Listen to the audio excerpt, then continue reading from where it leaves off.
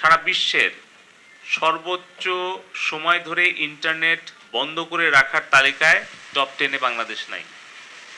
আপনি এখন যান, সার্চ করেন, স্ট্যাটিস্টার আপনি ওয়েবসাইটে যান, বিশ্বে 200টা দেশের মধ্যে সবচেয়ে বেশি সময় ধরে ইন্টারনেট বন্ধ রাখার যে পরিসংখ্যানটা আছে সেখানে টপ 10-এ কিন্তু বাংলাদেশ নাই।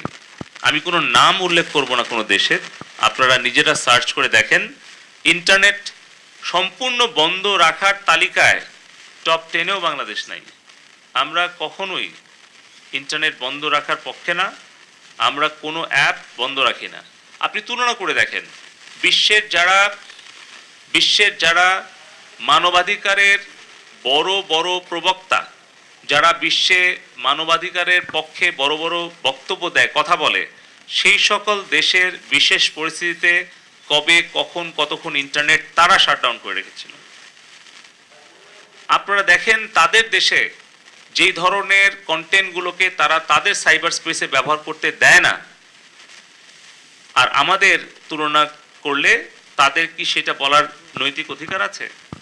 আমেরিকা, ইউরোপ, এশিয়ার যেই সকল দেশগুলো বাংলাদেশের বর্তমান পরিস্থিতি নিয়ে সমালোচনা করছে কিন্তু নিজেরা নিজেদের বিষয়টা উপলব্ধি করছে না, আমি মনে করি যে তাহলে তাদের নিশ্চয়ই উদ্দেশ্যটা পরিষ্কার নয়।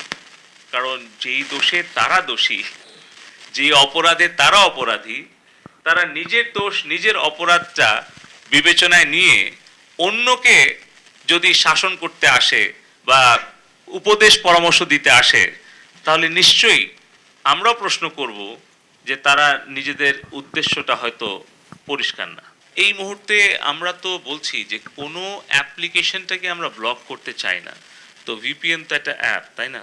তো আমরা তো বাংলাদেশ বিশ্বের অন্যতম প্রযুক্তিগতভাবে উদার দেশ। আমি আবারও বলছি, বাংলাদেশ বিশ্বের অন্যতম প্রযুক্তিগতভাবে উদার দেশ।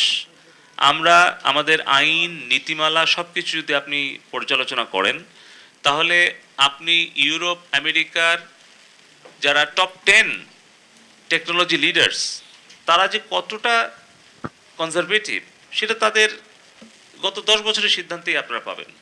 কিন্তু বাংলাদেশ কিন্তু সবসময় মাননীয় প্রধানমন্ত্রী জননেত্রী শেখ হাসিনা উদারতা দেখিয়েছেন এবং এখনও আমরা উদার নীতিটাই